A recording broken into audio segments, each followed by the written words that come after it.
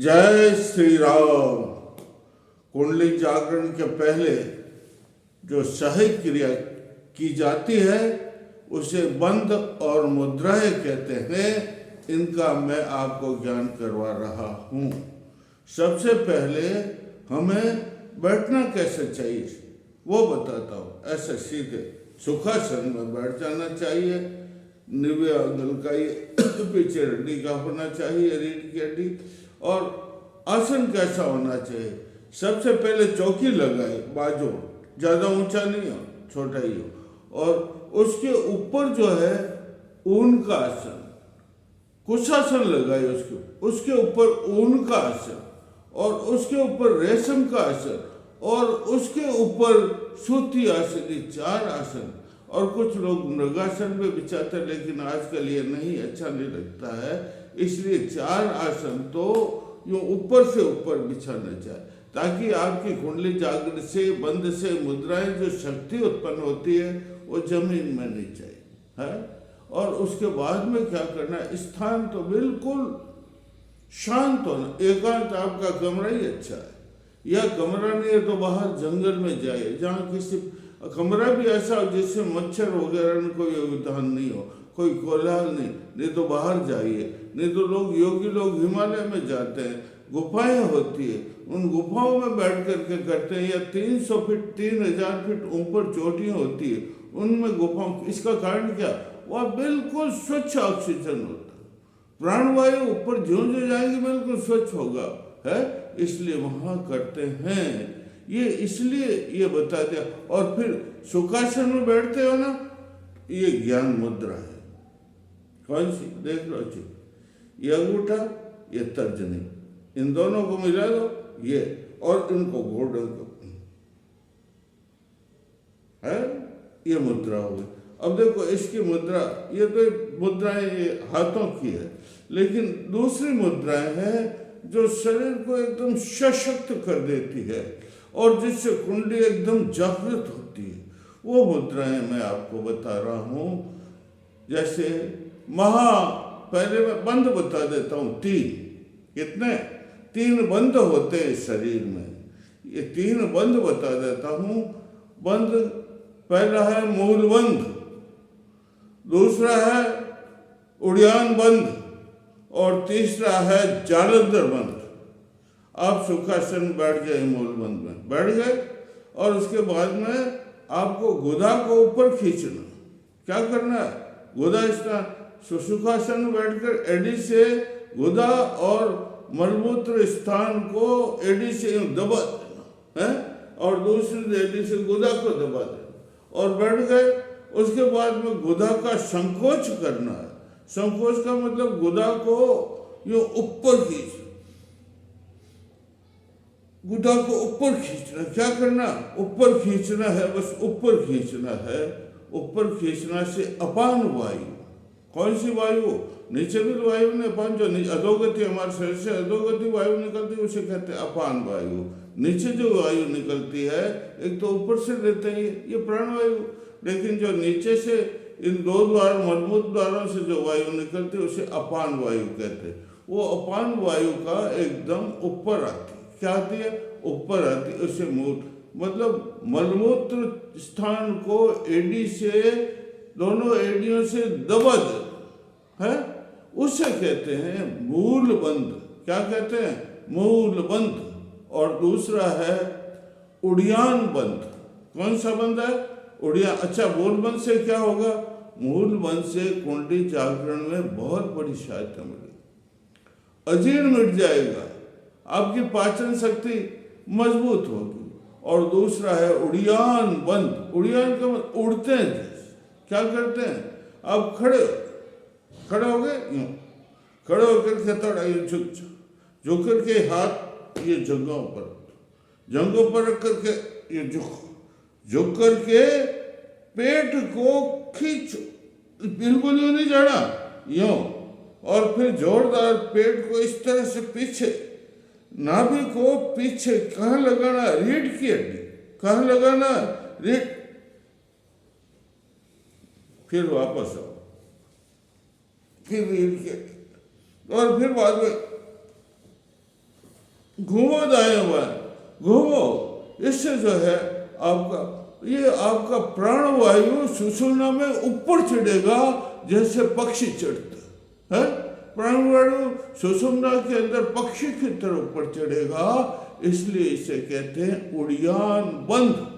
क्या कहते हैं? और इसे तो कुंडली जागरण होती है। कुंडली जागरण में तो ये तो उसको ऊपर चढ़ाना पड़ता है। इसे कहते हैं उड़ियान बंद। अब जलंधर बंद, तीसरा है जलंधर बंद। जलंधर बंद का मतलब ये आप खड़े हो जाए बिल्कुल सीधे, खड़े होकर के ये हमारी ठोड़ी है, इस ठोड़ी को यूं यहाँ लगाना नहीं है, यूं मतलब सीना तो यूं रहेगा, यूं नहीं सीना को पीछे लगाओ, नहीं सीना यूं रहेगा। और ठोड़ी को ये 8 अंगुल की आप हृदय से छेती आ जाए। इसको या ये कूप है, कंठ कूप। क्या कहलाता है? कंठ कूप के लगाने का। इससे कंठ कूप के अंदर जो है वायु बंद हो जाती है। ईड़ा पिंगला सुषुम्ना आती है नहीं, ये फिर ऊपर चढ़ती है द्वार, ये बंद, ये मजबूत होता है। कौन सा? कंठ कूप के अंदर जितने भी नसें हैं वो नसें सब क्या हो जाती है? मजबूत हो जाती है और कुंडली जागरण बहुत मदद मिलती है। तो भाई कई बार तो ऐसा होता है तीनों ही बंद साथ लगाने पड़ते हैं। कुंडली जागरण के लिए कई बार तो 3 ही बंद, मूलियान बंद, उड़ियान बंद और जलंधर बंद, तीनों ही लगा सकते हैं। एक साथ लग जाते हैं तीनों बंद। बहुत सिद्ध जो योगी होते हैं वो एक साथ लगा देते हैं तीनों बंद। अब मैं बताता हूं आपको महाबंद। क्या कहते हैं? महामुद्रा। ये 3 तो बंद तो 3 ही हुए हैं। अब बता देता हूं महामुद्रा।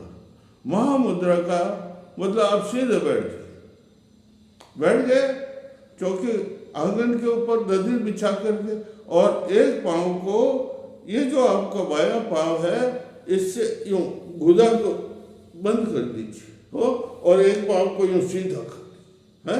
फिर क्या करो, यूं रहो, मलमूत्र स्थान को इससे बंद कर दिया।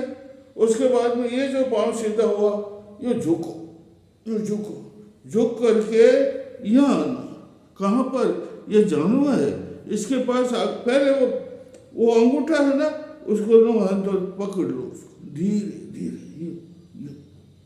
ये पकड़ो उसको, और थोड़ी यहाँ आ जानी, यहाँ लग जानी चाहिए। और फिर धीरे धीरे वापस सांस को, यहाँ थोड़ी लगे जब कुंभक लगाना है। क्या लगाना है? कुंभक का मतलब एकदम वायु रोक देनी है यहाँ, और फिर धीरे धीरे सांस लेते हुए ऊपर आना चाहिए। ये एक मुद्दा ही ना हो गया। और फिर ये बायां कर दिया।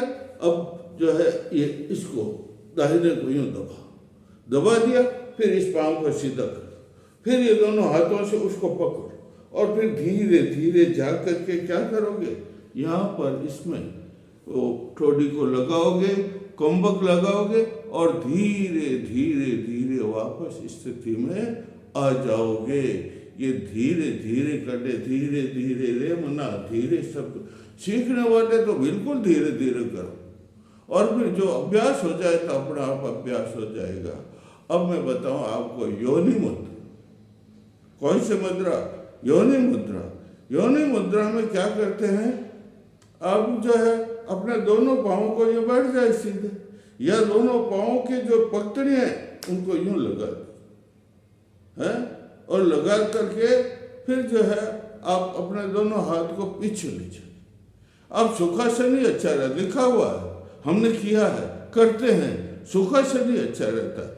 सुखासन में ये दोनों पाँव सुखे लगा, सुखासन का मतलब ये सुखासन है, पाल घुट मार करके बैठते, और फिर इसमें जो है ये हाथ है ना, ये पीछे ले जाते, और दाहिने हाथ के अंदर कोहनी, ये जो कलाई है, इस कलाई को इस हाथ से क्या करते हैं, बांध दिया। फिर धीरे धीरे रेचक करते। क्या करते हुए?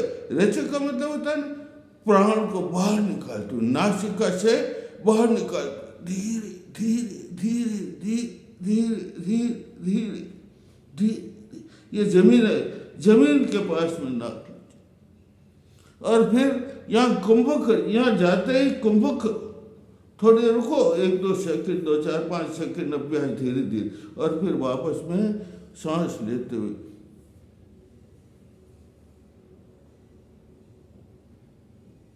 ये ऊपर आ जाए। ये है भाई योनि मुद्रा। कौन सी मुद्रा? ये कलाई। इसको जो है इस कलाई के अंदर यूं पीछे पीछे यूं हाथ पकड़ लेना, पकड़ करके जो है सीधा पेट को एड़ी से दबा, जो जो आप झुकोगे जो पेट एड़ी से दब जाएगा है, और आप यूं करोगे तो रेचक करोगे, ये हवा सब बाहर निकल जाएगी, और फिर धरती के बिल्कुल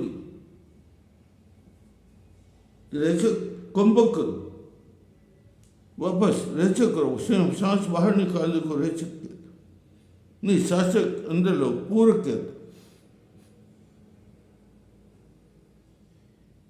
ये हो गई योनि। अरे भाई बहुत बड़ी है ये, जो हमारी कुंडली है ना, इससे ऊपर चढ़ती, क्या करती है? ऊपर चढ़ती है? और अब आपको बताता हूं मैं शांभवी मुद्रा। कौन सी? भगवान शंभू की मुद्रा, बहुत प्यारी है। भगवान पार्वती को कहते हैं, हे पार्वती ये मेरी मुद्रा है, मुझे बहुत प्यारी है। शांभवी मुद्रा भी यहाँ कंठकोप में ही लगती। कैसे लगा? तो बैठ गए, सुखासन में बैठ तो, पद्मासन में बैठ जाओ, कैसे भी आप बैठ गए, और फिर आंखों को क्या करो? यूं अधखुली करो। अरे उसमें तो खेचरी में तो आंखें बंद की जाती, लेकिन शांभवी मुद्रा में, भगवान शंभू की मुद्रा में आंखें अधखुली रहती। आंखें कैसे रहती? लेकिन आपका चित्त कहाँ रहता? चित्त यहाँ लगा रहता। कहाँ लगा रहता? ये है ना स्थान, ये दोनों भुवन है और ये भ्रकुटी, इन भुवों का संदेश था। चित्त यहाँ लगा रहेगा, आंखें अधखुली रहेगी, और आप फिर ध्यानस्थ में। अरे इस आपकी तीसरी आंख खुल जाएगी। कौन सी आंख खुल जाएगी? आप देखना, अभ्यास करना, बिल्कुल आपको स्पष्ट मैं कहता हूं। आपकी तीसरी एकदम नहीं, 4-6 महीने तो अभ्यास करना ही पड़ेगा। हम करते हैं अभ्यास रोज। तो ये तीसरी आंख अपने आप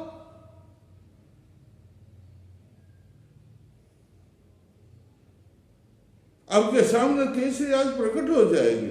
इससे फायदा क्या हुआ? शांभवी से ये जो है अधखुली होने से सारी सृष्टि दिखती है, बाहर का ब्रह्मांड और अंदर का ब्रह्मांड भी। ये हमारा पिंड ब्रह्मांड के अंदर जो है, वो उस ब्रह्मांड के अंदर जो शक्तियाँ सिद्धियाँ हैं वो सब प्राप्त हो जाती है। इसे जो है कहते हैं भैया, इसलिए आपको ये मुद्राएं, शांभवी मुद्रा सर्वश्रेष्ठ है। भगवान कहते हैं पार्वती, ये तो मेरी प्रिय मुद्रा है, मेरी मुद्रा है। किसकी मुद्रा? इसलिए साधुओं, अगर तुम सिद्ध बनना चाहते हो, अगर तुम कुंडली जागरण करना चाहते हो, सर्व सिद्धियां प्राप्त करने चाहते हो, तो आप मुद्राएं और बंद अवश्य कीजिए। और मैं कल आपको बताऊंगा। बोले जय श्री राम, जय कुंडली माता।